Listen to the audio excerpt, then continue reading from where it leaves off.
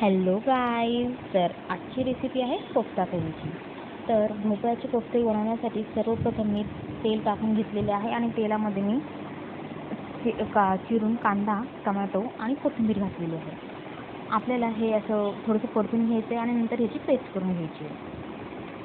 तर कोफ्त्याचे भजे बनवण्यासाठी मी भोपळा जो आहे तो किसून घेतला आहे। त्यात कांदा, बेसन, कॉर्नफ्लॉवर आणि तिखट, मीठ आणि चवीनुसार तुम्हाला जे मसाले हवे असतील ते तुम्ही त्यात घालू शकता।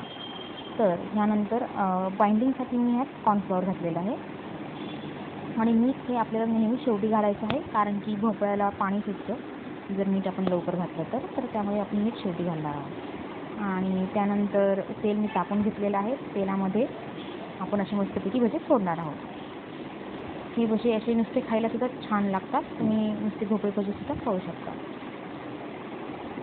मस्तपैकी याचे कुरकुरीत भजे तयार झालेले आहे। त्यानंतर मी ते वाटण तयार करून घेतलेलं आहे, टमॅटो, कांदा आणि कोथिंबीरीचं। ते आपण गोल्डन ब्राऊन होईस्तोवर शिजून घेणार आहोत, परतून घ्यायचे आहेत। त्यात सगळे मसाले घालायचे आहेत, गरम मसाला, कोरिएंडर पावडर, धनिया पावडर, लाल तिखट आणि हळद। आणि त्यानंतर मी त्यात थोडंसं जे उरलेलं होतं ते पाणी घालून घ्यायचं आहे आपल्याला। पूर्ण गोल्डन ब्राऊन झाल्यावर शिजून झाल्यानंतर त्यात शेवटी मी गरम मसाला घातलेला आहे।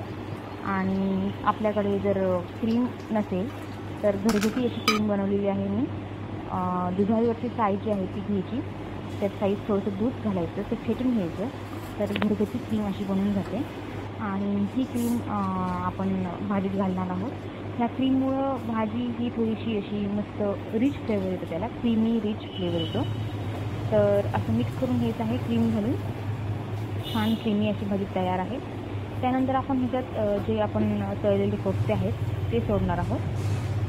कोफ्ते सोडल्यावर ते थोडेसे भिजून द्यायचे कोफ्ते, त्यामुळे चव अजून त्याची भारी लागते। आणि शेवटी आपण ह्याच्यावर टाकणार आहोत कोथिंबीर टाकून, आणि गार्निशिंगसाठी आपण कोथिंबीर घातलेली आहे आणि शेवटी मी थोडीशी उरलेली क्रीम त्याच्यावर घातली आहे गार्निशिंगसाठी। तर अशा प्रकारे आपली कोफ्ता करी तयार आहे।